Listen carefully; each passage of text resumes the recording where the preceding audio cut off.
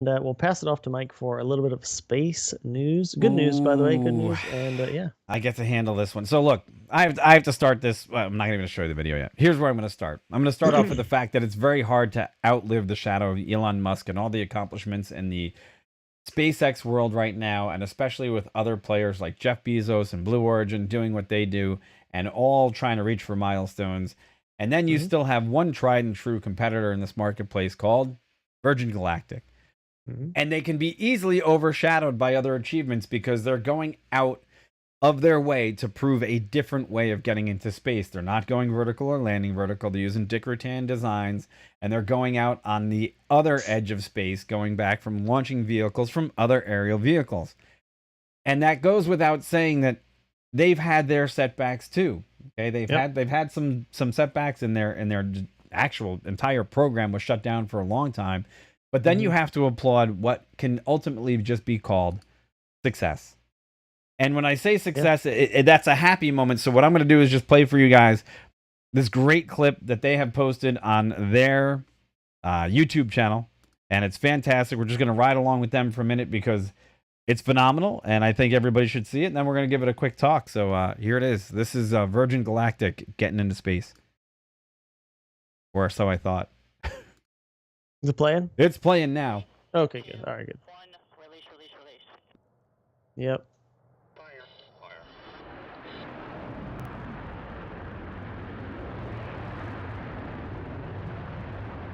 Yeah, it's super cool. That's aerial dropped. Oh, yeah. Still rocket powered. Heads up to space. Comes back down. Lands fine. You know, it would be great though. I want to experience this ride right here. This is where you make that parabolic arc up to going almost near vertical, and you watch how nicely this vehicle performs. And then it rotates the. You're going to space again. Oh, yeah, it's so cool how it rotates. And it's a beautiful aircraft. Yeah, I like what they've done with the presentation to realize that the whole back half of the aircraft can be polished. Oh yeah. In such a way that it just makes it look nice too. I mean, it is partly about that too. If you're look at those views, though, man. Yeah. In space, man. Space. You got a couple great comments here. It's really fun. Southeast Center fully deployed. Point Charlie complete.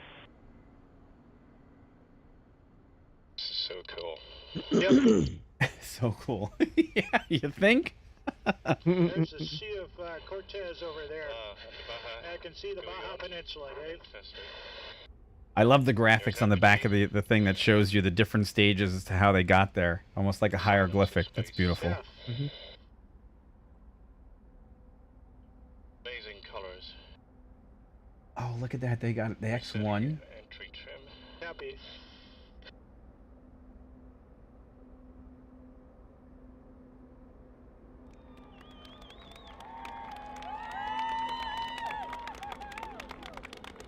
Super cool. Yeah.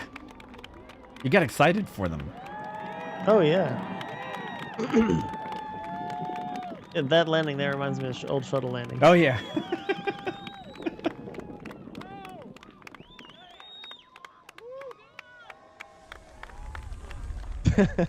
That is beautiful. Yeah. You couldn't ask for a better way for their day to turn out. And look, here's the tough part for them. Like I said, they have had their setbacks in this industry, and it's hard to be in a place where, again, you're constantly chasing a number one like a SpaceX or something in that environment. And look, you could continually try and never reach a point of success. And that has been literally just like Aerion's attempts and so on and so forth. They didn't have anything successful come from their endeavors.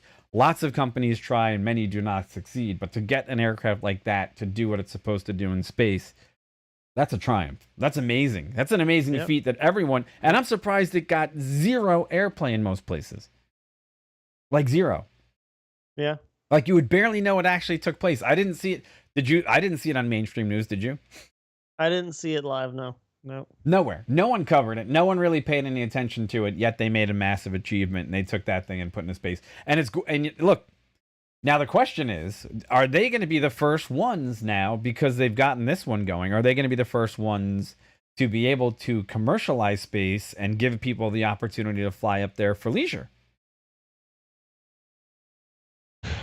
I don't know, man. I mean, maybe. I think they don't got a know. good I'm shot. on the website right now. I know I think I've already signed up for this a long time ago. Right. You know, but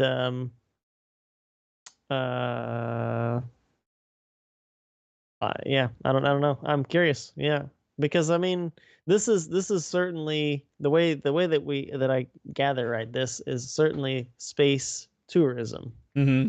right? Where you wouldn't get on a starship from SpaceX and just go up to orbit and come back down again. That's not they're planning on like going somewhere, right? Right. And landing somewhere else. This is, but legit, like Virgin Galactic is, you want to go to space? We could take you to space. Absolutely.